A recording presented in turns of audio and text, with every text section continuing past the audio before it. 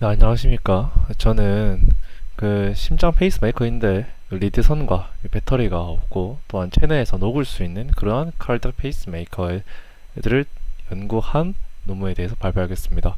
이 논문은 바이오테크놀로지에서 발표가 되었고 임팩트 페이터는 43.1로 매우 높은 논문입니다. 높은 저널입니다.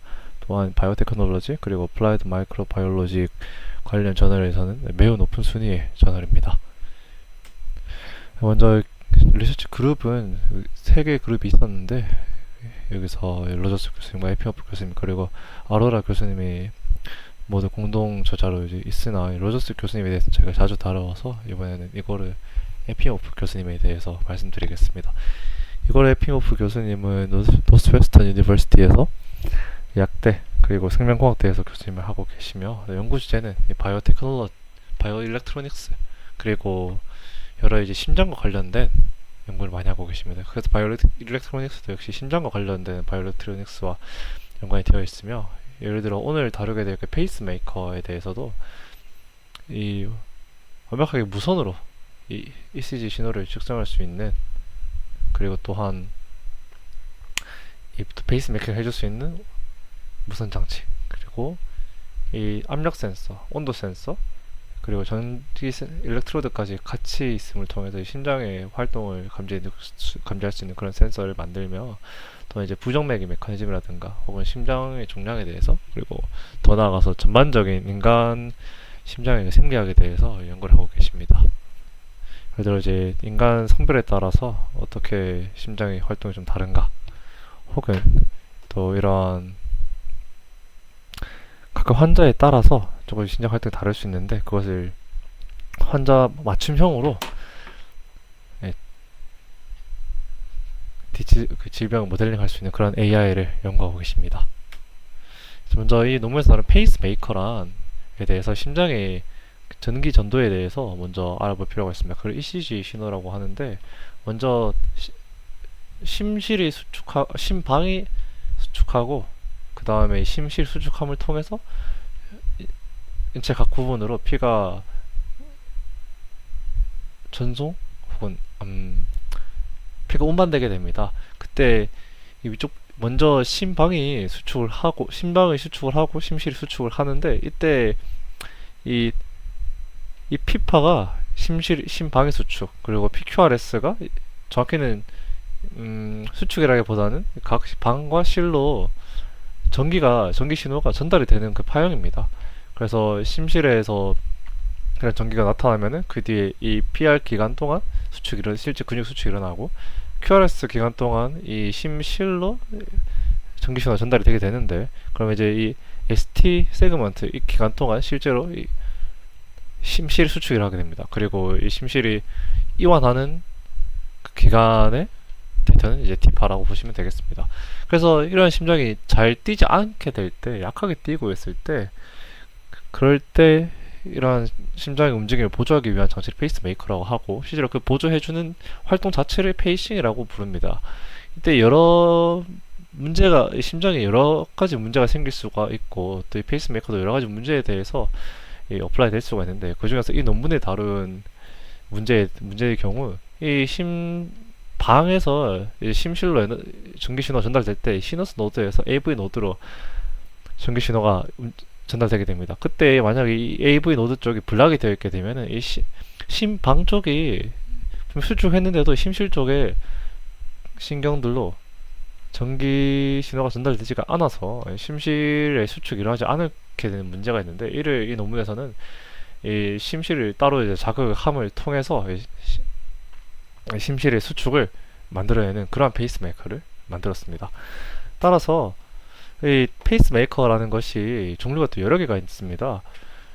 원래 좀 많이 쓰이는 종류가 리드선을 가진 종류이고요.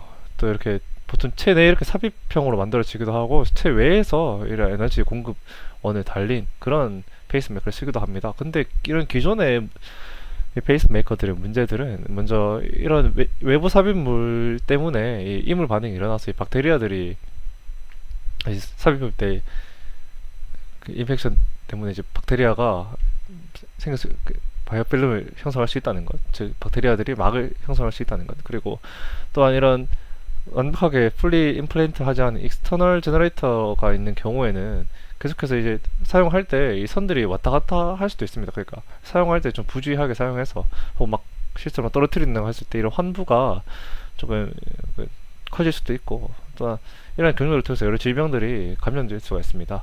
또한 임플란트라는 경우에 대해서도 넣을 때 그리고 뺄 때 혹은 사용 중이지만 배터리를 교체해야 될 때 여러 번 수술해야 되는데, 이런 수술 자체가 리스크를 가지고 있습니다. 감염에 대한 리스크를 가지고 있습니다. 그래서 이 논문은 이제 와이어리스하게 이 전력을 전달해 주고, 그래서 또 나중에 사용을 끝난 다음에 꺼낼 필요가 없이 체내에서 생분해성을 가지기 때문에 딱 수술 한 번만 하면 된다는 큰 장점이 있습니다. 그래서 논문은 이 바이오 리서버블 하고 리드리스 하며 또한 이 배터리 프리한 디바이스를 만들었는데, 그래서 삽입일 때 한 번에 그 수술만으로 충분하며, 또 이 논문에서는 이 페이스메이커가 여러 다양한 동물들을 쓰일 수 있으며 또한 이 사람에게도 쓰일 수 있다는 걸 스테이트를 합니다. 그리고 실제로 이 AV 블락과 같은 질환에 대해서도 이 페이스메이커가 치료를 할 수 있는지에 대해서, 또한 이 크로니클한 상황에서 잘 성능을 발휘할 것인가, 또한 마지막으로 이 생체에 삽입되는 것이기 때문에 바이오 컴패티빌리티까지 잘 비교를 합니다. 네, 전체적인 이제 장치 이렇게 생겼고요. 실제 그 35일 정도 지났을 때 이 PBS에서 47도에서 인간 환경 최대 환경 좀 모사 환경에서 시뮬레이션을 해봤을 때 잘 녹는다는 거 보이고 있고, 실제 이 한 부에다가 실을 통해서 봉합선을 통해서 이렇게 전극적으로 이제 뚫린 구멍을 통을 통해서 실을 묶어서 고정을 해주는 형태입니다. 그래서 코일의 현재 스펙을 보시면은 이 코일은 전달하는 주파수 13.56MHz에 맞춰서 잘 전력 전달할 수 있게 디자인 되었고요.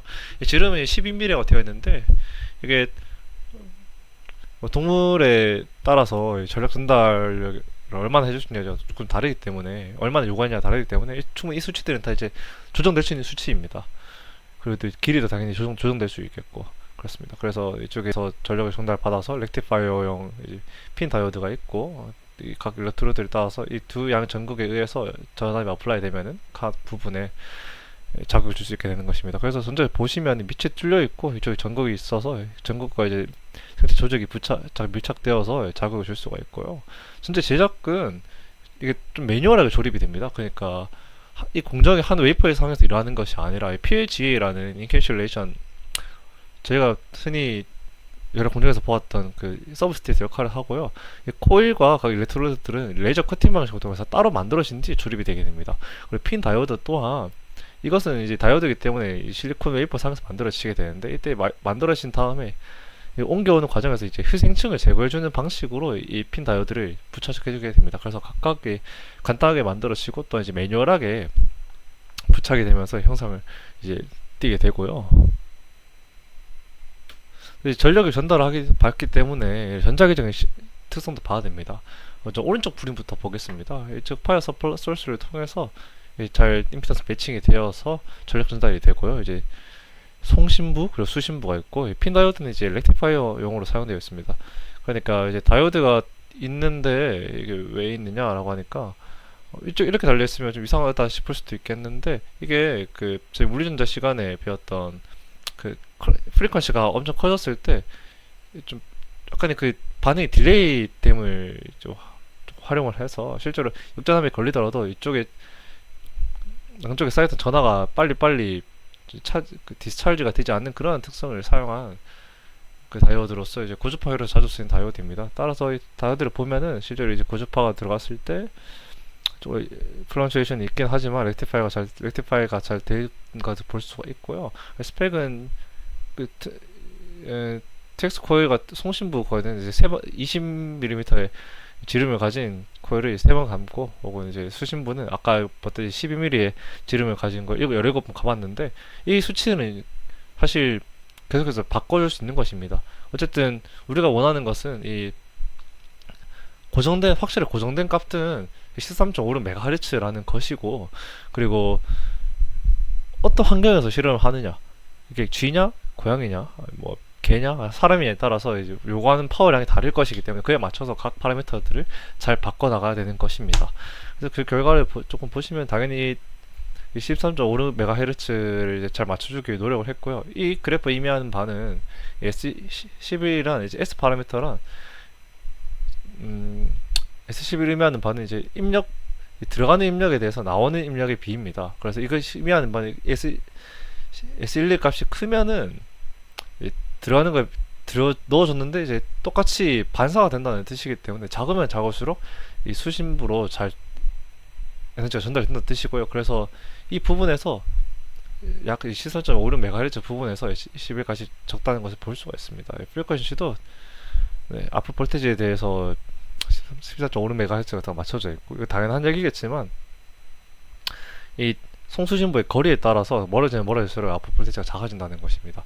송수신부의 코일을 어떻게 설계하느냐에 대해서도 저희가 그 송수신부의 이제 코일의 지름의 넓이라든가 지름이라든가 아니면은 그 형태에 따라서 제가 나눠볼 수 있겠는데요. 이 코일의 이건 수신부입니다. 수신부의 코일의 지름을 바꿔봤을 때 아프 볼륨이 아프 볼테지가 바뀌는 것인데 이거 사실 정확히 볼테지가 얼마냐라기보다는 경량성을 봐야 됩니다. 왜냐하면 그 트랜스미트 볼테지가 3.6V가 걸린 상황에서 이제 측정 값인데 이건 사실 트랜스미트 볼테지가 달라짐에 따라서 이 아프 볼테지도 달라질 것이기 때문에 그저 그 수신부의 그 지름이 커지면 커질수록 당연히 아프 볼테지로 커질 것이다라는 결과이고 이건 송신부의 코일 형태인데 다음과 같습니다. 검은색은 이 형태, 빨간색 이 형태, 이제 파란색 이 형태인데 코일의 이제 지름이 커지면 커질수록 이제 수신부의 파워가 커진다는 것을 알 수가 있습니다.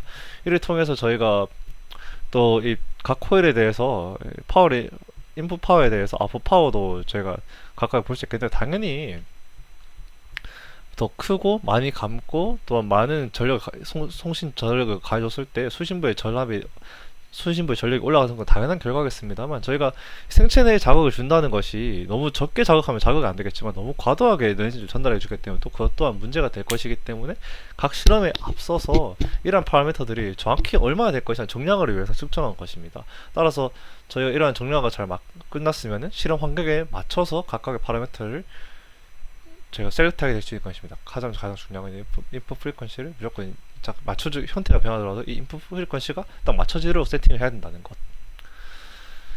그래서 이런 전구를 만들었으니까 테스트를 해야 되는데 이 논문에서는 총 5가지 테스트를 하게 됩니다. 먼저 엑스비버 환경에서 각각의 종을 달리했을 때도 이 페이스메이커가 잘 작동할 것인가. 두 번째로는 AV가 이 블락이 된 환경에서 AV가 블락이 된 환경에서 이 트리트먼트가 잘 될 것인가.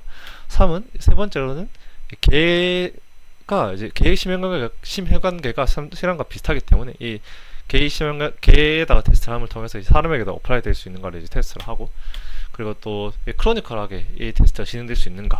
마지막으로 이 바이오 리서버빌리티 그리고 바이오 컴패티빌리티를 비교하는 실험을 하게 됩니다. 그래서 처음으로 돌아와서 익스비버 실험을 보시면은 이 데이터는 이 처음 위에 데이터 2개는 이코그 데이터이고요. 이 데이터 밑에 휴먼 사람의 심장 세포에 대해서 진행한 것은 옵티컬 매핑에 의한 데이터입니다. 각 오른쪽은 이제 옵티컬 매핑 데이터이고요. 이 각각 이제 이건 심장에 대해서 실제 심장을 외부에서 사용해서 그 심장의 활동을 모사할 수 있게 잘 할 수 있습니다. 그렇기 때문에 실제 심전도 결과도 비슷하게 나오고요. 실제로 이렇게 심전도 결과가 나오다가 자극을 주었을 때 미미한 차이가 있다라는 것을 통해서 실제로 잘 자극이 이루어질 수 있구나를 볼 수 있고 이것은 이제 옵티컬 매핑이라고 하여서 자극을 주었을 저희가 형광 물질을 좀 넣어주게 되면 빛을 쬐어줬을 때 실제로 이 액션 포텐셜이 생기게 됐을 때 빛이 방출되게 됩니다. 그런 것을 관찰하게 된 것이고 이거 보시면은 여기서 액션 포텐셜이 얼마나 유지됐느냐라는 시간을 의미하게 됩니다. 작으면 자극에 가까울수록 이 작은 값이 관찰되는 이유는 자극 근처에 있으면 이 탈분극과 재분극이 빨리 일어날 것이기 때문입니다. 그래서 자극이 펴져나가는 것을 제가 모니터링 할 수 있는 것이고요. 실제 자극 근처에서 자극 부분 근처에서 잘 이런 반응이 일어나게 되었다라는 것을 볼 수 있는 자료입니다. 그리고 이제 여기서 사람의 경우에는 이러한 그 이코그신을 쓸 수 없었던 것이 이제 실제 사람 심장 가져와서 실험하는 것이 좀 어렵기 때문이고요. 그래서 이거는 그 사람의 그 심장 세포를 채취한 것입니다.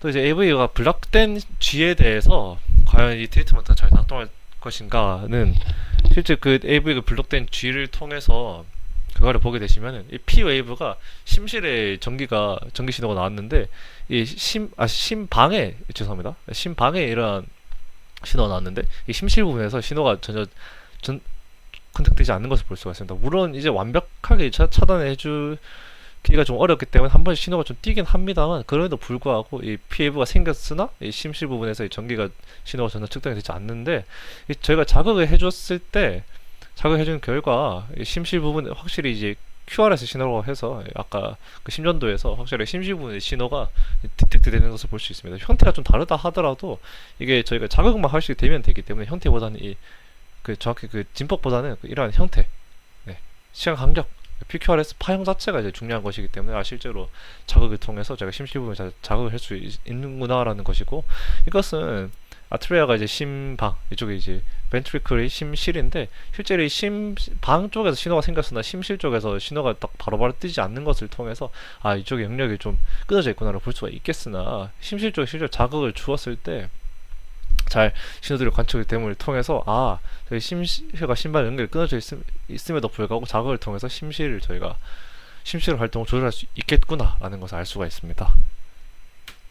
그리고 이제 개의 경우에는 AV 플러그인은 정상적인 개를 당연히 사용을 했고요. 이러한 자료는 이게 데이터가 의미하는 것이 ECG를 데이터를 측정해 보면 매우 여러 가지가 있겠는데요. 그 중에서 이제 그 일렉트로드를 각각 4가지 부분으로 나눠서 부착을 한 다음에 그 각각 지점들의 그 전이차를 측정한 건 데이터입니다. 그래서 이 데이터가 원래 정상적으로 측정이 되다가 이 페이싱을 해줬을 때 조금 이제 파형이 달라지는 것을 통해서 측정이 제대로 자극이 제대로 이루어지고 있구나를 제가 알 수 있는 것이고요. 실제 파형은 이런 식으로 나타나게 되는데 말씀드렸듯이 정상적인 인비보에서의 그 PQRS 완벽하게 모사하지 못하지만 그래도 불구하고 이 페이스메이커 자극을 통해서 이러한 컴플렉스한 이 QRS 발을 만들어낼 수 있겠다라는 것이 실제로 측정했습니다.